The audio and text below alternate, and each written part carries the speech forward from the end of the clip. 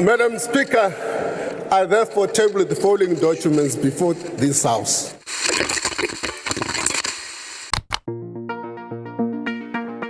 Finally, the Government of National Unity officially has a budget. Wait. No, Finance Minister Enoch Godongwana is only tabling Budget 3.0 on May 21st. That's more than 2 months after his first failed attempt. Well, now he admits it's all been a bit messy. Because of the nature of the coalition politics, we couldn't find consensus, both in cabinet and in the legislature. I'm not going to put blame on anybody. That process on its own, because all of us are new in this thing, was messy. We all have learned from it. Because the DA and EFF's recent court case scrapping Godongwana's proposed VAT increase meant that it's also back to the drawing board for Treasury to craft a whole new fiscal framework. No new taxes. He still thinks he's going to be able to spend, but he did say that he's going to be cutting spending in the sense of finding savings, making every cent count, doing less with more, and he wouldn't say where he thinks he's going to find all of these savings. Now, specialist journalist, writer-at-large Carol Paton explains what this process entails next. Later in the show, the legal inquiry into advocate Dali Mpofu's alleged misconduct is off to a rocky start. And finally, a Joburg-based Indian classical dance school gets the Disney nod. To stay tuned to The Lead for every edition, hit the follow and subscribe buttons on our Spotify, Apple, and YouTube podcast channels. My name's Graeme Raubenheimer. Let's chat all this and more right here on The Lead on News 24. Good news! We're getting a new budget, which aims to include everyone's proper buy-in, and you won't be taxed more on most goods you buy. The Finance Minister, well, he's really working for his salary this year, as the Treasury drafts a whole new set of bills that will hopefully please all members of Parliament in about 3 weeks' time. Until then, there are a few other fiscal details to be ironed out as well, with specialist journalist Carol Paton joining me now in studio to explain these. Welcome back to The Lead, Carol. Thanks, Graeme. Very delighted to be here. Okay, so we've just had this latest, albeit rare, briefing from the Finance Minister. Budget 3.0 is finally set down now for the 21st of May. Take us through this arduous process of what to expect next. The entire fiscal framework, that has to be reconsidered. Bills have to be retabled before MPs. Is that right? That's right. So basically what we're interested in, what we will be interested in, is how much is government going to spend, how much is it going to raise, what does it mean for us, etc. So all of that has to be redone. The Finance Minister has given some hints. VAT is out, no VAT in this budget. Woohoo! And no other taxes increased either, except for those of us who pay personal income tax who are not getting the inflation relief. We've talked about that before. No new taxes. He still thinks he's going to be able to spend, but he did say that he's going to be cutting spending in the sense of finding savings, making every cent count, doing less with more, etc., etc. So that's what we've got to look forward to. And he wouldn't say where he thinks he's going to find all of these savings.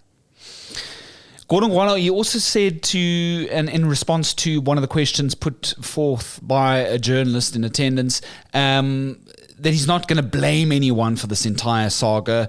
But I wonder for a moment if he's not looked in the mirror throughout this process, because it was his initial VAT idea. He was tired of the austerity measures. I remember that interview that you had with him, and he woke up one day and said, I want a bigger revenue for his budget to do all the things that he wants to do. So surely he should be the one that should be looking in the mirror here, Carol. Look, so there are two separate issues here. The one is him and his standing in his political party, and the other one is him and his standing in the market.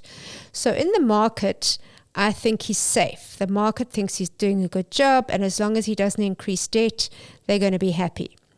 But as far as his political party goes, the VAT issue was really badly mismanaged. So although he actually did consult with the DA's top leadership before he increased VAT, he didn't do the same for members of his cabinet.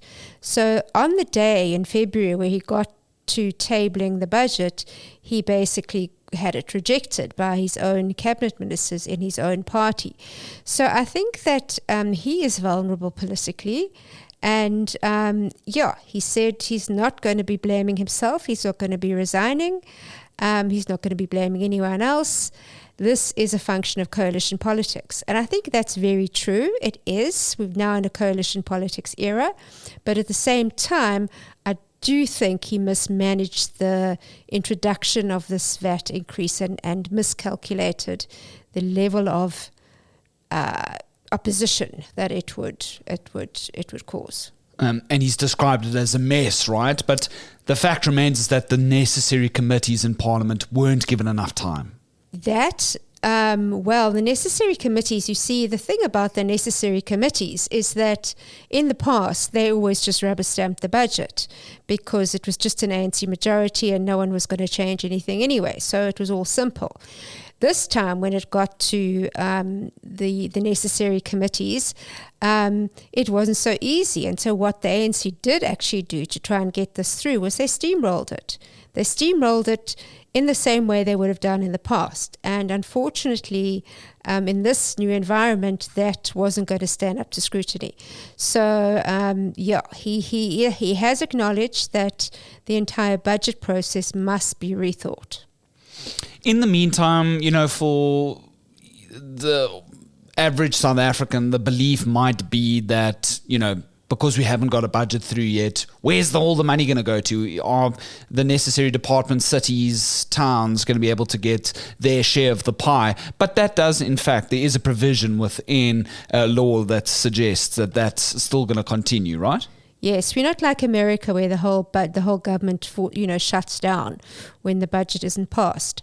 We've got laws which say we can carry on spending up to certain limits. So that's not a real danger at all. I think for the ordinary person, the member of the public, the bigger issue is will we have any economic growth this year? Will there be any more jobs created? Will we be living in a more prosperous environment? And the fact and what are we going to do about our debt crisis? The government has a lot of debt. So those are the sorts of issues which people don't think about every day, obviously. But they are, in fact, the issues that impact on them in the longer term and on their families. We've discussed it before, but since the state capture years, the South African government has really, really struggled to get to a rather globally healthy growth projection for the economy in GDP terms. And now the International Monetary Fund, the IMF, has come out and basically slashed our revised sort of economic growth figure. You had that in your latest reporting ahead of the Treasury briefing. What's the Finance Minister saying about that? We don't really know an awful lot until the budget 3.0 comes in 3 weeks' time, right? Yeah, exactly. When it comes, he will, I think they said, in March, he said he expected 1.9% GDP growth for 2025, and that's clearly not going to be happening with the kind of global turmoil, Trump tariffs, etc. So he's going to have to revise that downwards. And what that means for the sort of mathematics, the arithmetic of the budget, is that once your growth projections fall, then your revenue projections fall because taxes are lower. So it kind of changes all the arithmetic and all the equations. And then there's also this debt burden percentage of total GDP, which I think is quite a useful figure. That's going to change as well, right? Well, he's really hoping to not change that. So he said that, top of his list is not to increase borrowing anymore. We already borrow 2 billion rand a day. 1 billion of that is just to service the interest. So that is a lot of money that we are paying on stuff that we've already bought a long time ago, but not paid for. So he doesn't want to do that. But I think there's some skepticism, say from the IMF, for instance, as to whether he's going to be able to contain that debt to GDP. I think it's at around 76 at the moment, 76% of debt to GDP. So we don't know. Well, look, we hope, we believe in him. We need to believe in him. But the IMF is skeptical. 75 billion rand is the sort of forfeited revenue projection. If that had remained, that's what it would have brought in. Does that revenue projection also change in Budget 3.0 now that, there's all these other geopolitical things that have been happening, and, SARS is getting a bigger piece of the budget pie as per Budget 1.0. So surely they would have brought some more money in the last 2 months? Well, I think that's what they're hoping, because obviously once, we're not going to have the VAT increase, so that's 75 billion gone from the 3 years, the 3-year budget. We're not going to have growth as high as we thought, so there's another hit to revenue. But what I'm sure they are hoping is that SARS is going to collect more, because they've given them more money to make those collections. And those collections, according to SARS Commissioner, are sitting there in plain sight. It is money owed already to SARS. So he's very confident that it can be collected. So let's hope he's right. And I would imagine that the Minister of Finance will now increase his revenue projections, what he expects to collect this year. And then, all the sort of economists, the main market analysts have been saying the best band-aid would have been a lasting one in cutting just government spending overall in certain areas. Any surprises there from the Finance Minister during the briefing today as to what that might look like in Budget 3.0? He wouldn't say where he thinks he's going to make these savings. The problem is that, the areas where cuts can be made, or where there's money to be had, let's say, in the National Skills Fund and those sorts of things, those changes need legislative changes. He can't just grab that money. And so these sort of pots of money, or this low-hanging fruit that's sitting around, isn't that low-hanging, because they would have to make legislative changes. So that's a little bit of a complication. So at the moment, I think he's going to be trying to sort of trim the edges. I don't know if he can do it and how he's going to do it, but we'll see on 21st of May. Well, I won't be here. Are you on leave? I'll be in Namibia, in the Fish River Canyon. Super jello. And I know that during your time perhaps off, you'll be reading Tony Leon's new book, which is called Being There. It sort of reveals, and you've given us a glimpse of it, that his successor, Helen Zille, was quite instrumental in keeping the DA within the current GNU within the first sort of fraught month that the DA had tried to find its way with the ANC, finally the two in bed, right, the antithesis of one another, and that she was really behind all of that. And again, now she was the party sort of bulwark in the fight to scrap the whole VAT idea. That's quite interesting. It is very interesting. Tony Leon is an interesting writer, and he obviously took very careful notes of the first month of the GNU, in which he documented who said what and who sent what's up to who, and so on. And he does give a very fascinating account in his new book about how the DA went, through the agonies that they went through in trying to decide, should we stay in this, should we leave, and all the debates they had. And one of the stories that I focused on when I wrote the story today about his book was when Helen Zille was very decisive and most of the people in the DA, John Steenhuisen, Ryan Coetzee, were saying, let's walk, it's time to walk. And she said, no, we can't walk. The country wants us to be here. The country wants us to stay in. And the cost of walking away will be huge.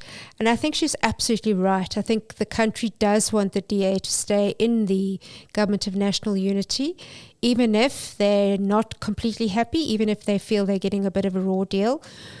people would rather have them there fighting from the inside than on the outside.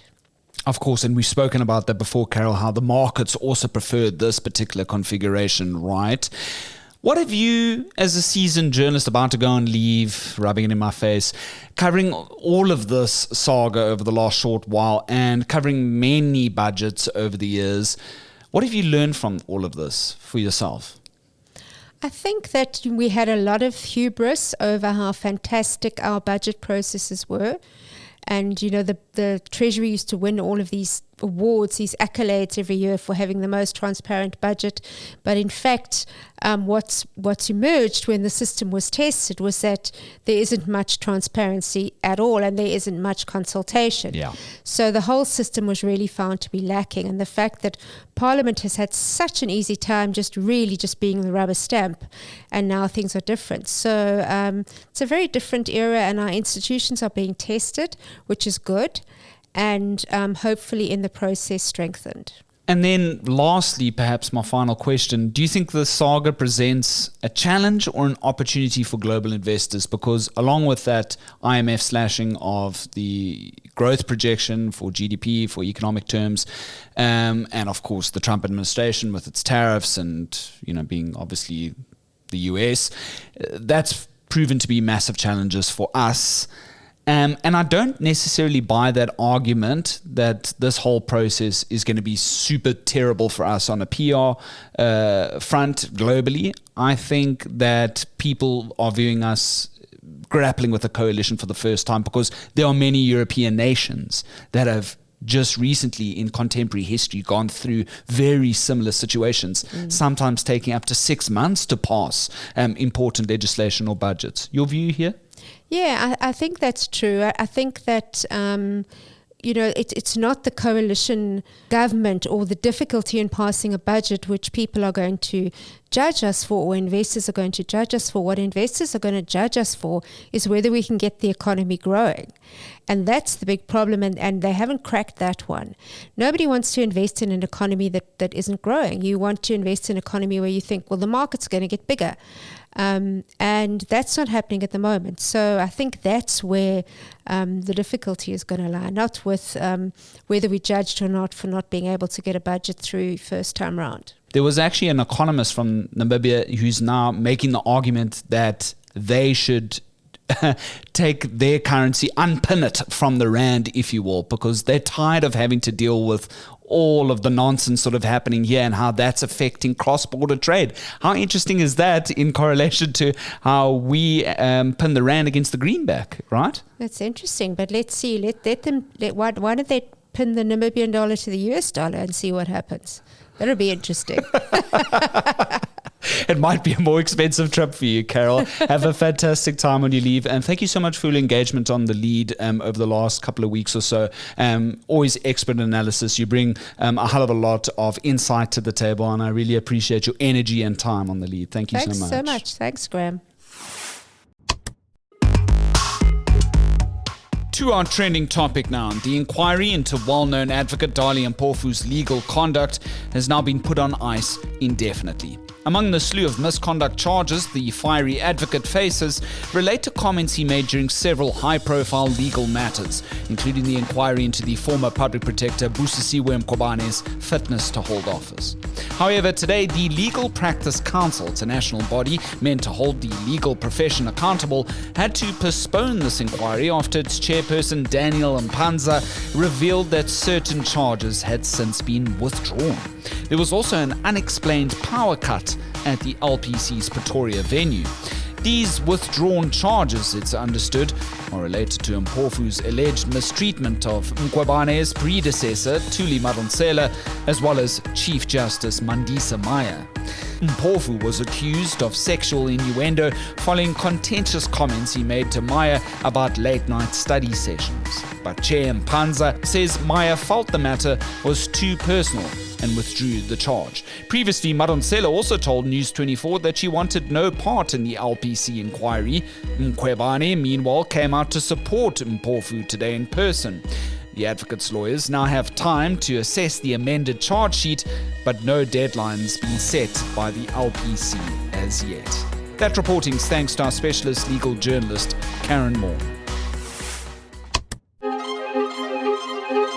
Looking to get lost in a new book? Well, this month's free audiobook for News 24 subscribers is How Did We Get Here? A Girl's Guide to Finding Herself by fellow health and wellness podcaster and author Mpumi Ledwaba, narrating her coming-of-age story from her upbringing to her relationships. Here's a snippet from her book. Birds of a feather flock together, but some may have to change their feathers. And that's the story of my life.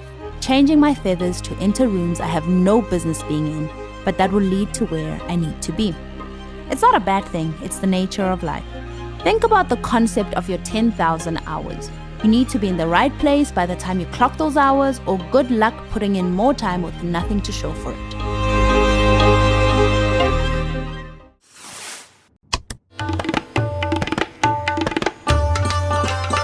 And finally, Mzansi continues to shine on the world stage. Johannesburg-based dance school Natia Njali is now preparing to participate in the Walt Disney World's Diwali Dance Festival in October.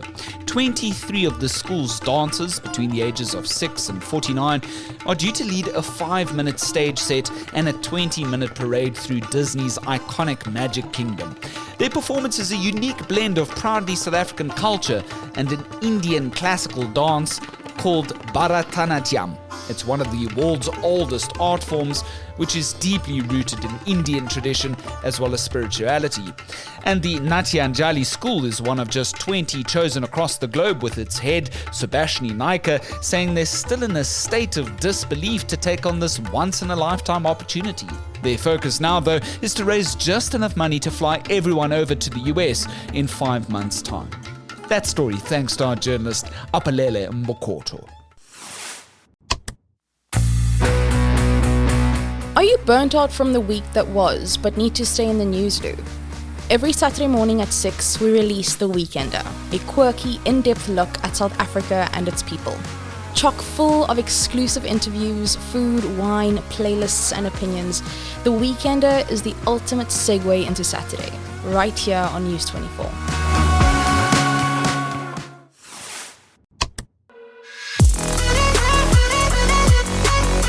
Well, from Budget 3.0 to another South African art success story, we live in a complex country, rich and dynamic.